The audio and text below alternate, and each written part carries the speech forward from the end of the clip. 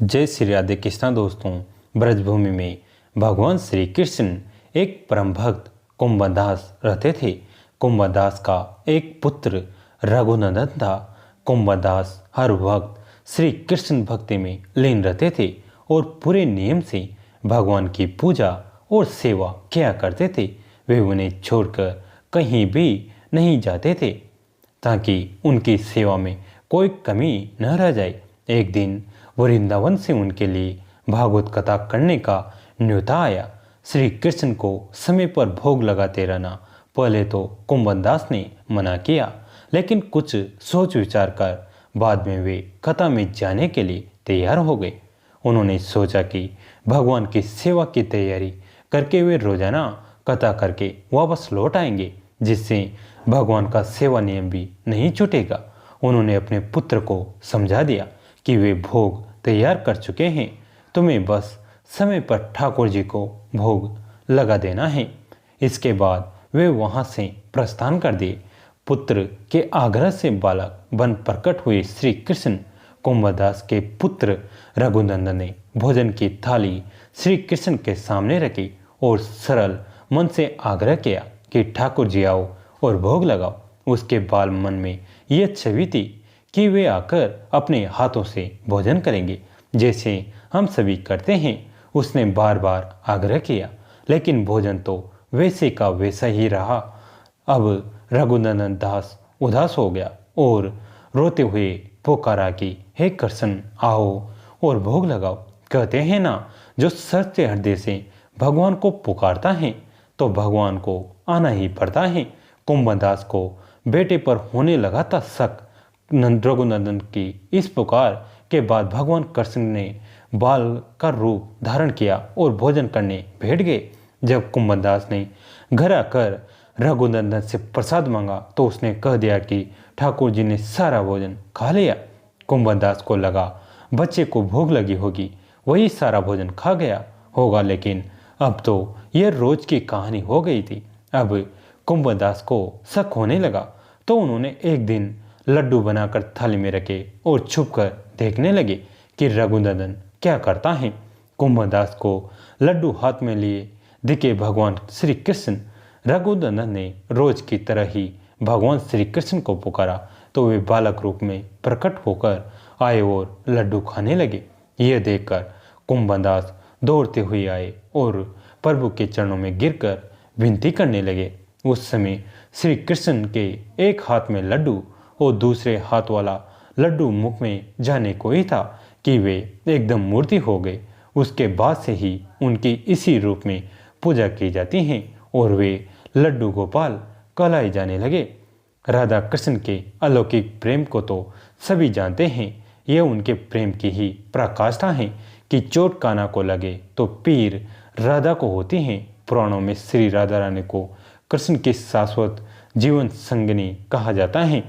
लेकिन क्या आप जानते हैं कि इस प्रेम की शुरुआत धरती पर कब और कहां से हुई? कथा मिलती है कि श्री राधा रानी की कान्हा से पहली मुलाकात तब हुई थी जब वह स्वयं 11 महीने की थी। तब श्री कृष्ण महज एक दिन के थे। उस समय उनका जन्मोत्सव मनाया जा रहा था। कहा जाता है कि उस समय राधा जी अपनी माँ कीर्ति के साथ नंदगांव आई थी। तब वह अपनी माता की गोद में थी और कन्हैया पालने में थे। गर्ग संहिता में उल्लेख मिलता है कि जन्मोत्सव के बाद कान्हा दूसरी बार राधा जी से तब मिले तब वह अपने पिता नंद बाबा से के भांडीर वन से गुजर रहे थे। कहा जाता है कि उसी समय नंद बाबा जी के सामने एक दिव्य ज्योति प्रकट हुई। बताया जाता है कि जो स्वयं श्री राधा रानी थी, उन्होंने नंद बाबा से कहा कि वह कन्हैया को उन्हें दे दे। तब नंद बाबा ने कान्हा जी को राधा रानी की गोद में डाल दिया। कहा जाता है कि यह मुलाकात लौकिक नहीं बल्कि अलौकिक थी। कथा के अनुसार जब नंद बाबा ने राधा रानी की गोद में कन्हैया को सौंपा तब कान्हा ने अपना बाल रूप त्याग दिया। कुछ ही देर में वह किशोर रूप में आ गए। उसी समय ब्रह्मा जी उपस्थित हुए और उन्होंने कृष्ण राधा का विवाह संपन्न कराया। कथा के अनुसार कुछ दिनों तक राधा कृष्ण एक साथ उसी वन में रहे और फिर राधा रानी ने पुनः बाल रूप में श्री कृष्ण को नंद बाबा को सौंप दिया। कहा जाता है कि वन की मुलाकात के बाद राधा जी और कान्हा संकेत नाम की जगह पर हुई। यह स्थान नंदगांव और बरसाना जो कि राधा जी की जन्मस्थली है उसके बीच में है। यह एक छोटा सा गांव है। मान्यता है कि इसी स्थान पर मुरलीधर और राधा की अद्भुत प्रेम कहानी शुरू हुई थी। बता दें कि हर साल भाद्र शुक्ल अष्टमी से चतुर्दशी तिथि तक संकेत गांव में राधा कृष्ण के प्रेम को याद किया जाता है। उनकी याद में उत्सव का आयोजन किया जाता है। श्री कृष्णदास जी महाप्रभु वल्लभाचार्य के शिष्य थे। महाप्रभु ने ठाकुर श्री श्रीनाथ जी की सेवा का संपूर्ण भार इन्हें सौंपा था। एक बार आप श्री ठाकुर जी के सेवा कार्य के लिए दिल्ली गए हुए थे। वहां बाजार में कढ़ाई से निकलती हुई गर्मा गर्म जलेबियों को देखकर जैसे ही उसकी सुहास अंदर गई, वैसे ही आपने सोचा कि यदि इस जलेबी को हमारे श्रीनाथ जी पाते तो उन्हें कैसा अद्भुत आनंद आता। उस बाजार में खड़े खड़े मानसी सेवा में मन ही मन श्री कृष्णदास जी उन जलेबियों को स्वर्ण थाल में रखकर श्री श्रीनाथ जी को भोग लगाया। भाववश भगवान ने उसे स्वीकार कर लिया। वृंदावन के एक संत कहा करते थे, जब संसार की कोई उत्कर्ष वस्तु, उत्कर्ष खाद्य सामग्री को जीव देखता है तो उसके मन में दो भाव ही आ सकते हैं। पहला कि इसका संग्रह मेरे पास होना चाहिए, इस वस्तु का मैं भोग कर लूं। दूसरा कि यदि ये वस्तु मेरे प्रभु की सेवा में उपस्थित हो जाए तो उन्हें कैसा सुख होगा। संत के हृदय में सदा यह दूसरा भाव ही आता है। उधर जब आरती करने से पहले मंदिर में गोसाई जी ने भोग उसारा तो उन्होंने जो देखा उससे उन्हें अद्भुत आश्चर्य हुआ।